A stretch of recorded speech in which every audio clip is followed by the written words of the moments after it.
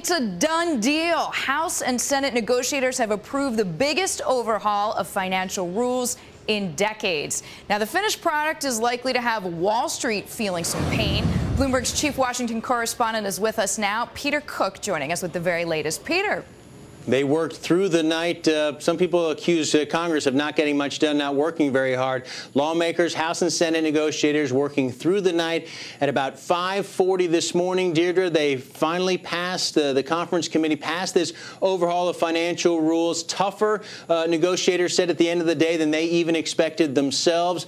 The vote, again, between those House and Senate negotiators wrapped up 2 weeks of negotiations trying to merge these House and Senate bills. We heard from Barney Frank, the lead negotiator for the House in this, the chairman of the conference committee. He spoke earlier this morning. I think we have some of that sound. Some will vote no, but I'm pretty confident that we have a majority here of House members. Unfortunately, it appears in the House that the Republican Party is going to repeat its pattern of simply voting no on everything and being for the status quo, but I think we'll have enough Democratic votes.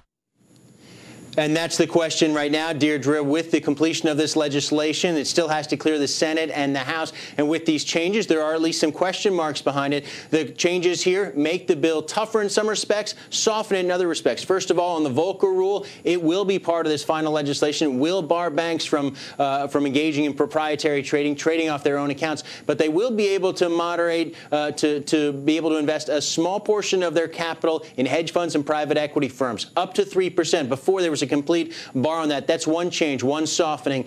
But the implementation of this legislation is sped up, and also there's a new language in there regarding conflict of interest. If you underwrite a security, you won't be able to bet against it. This is specifically as a result of the SEC legislation, SEC lawsuit filed against Goldman Sachs. That's the result of that. Also changes with regard to derivatives, Deirdre, that soften it somewhat, but still pain for Wall Street.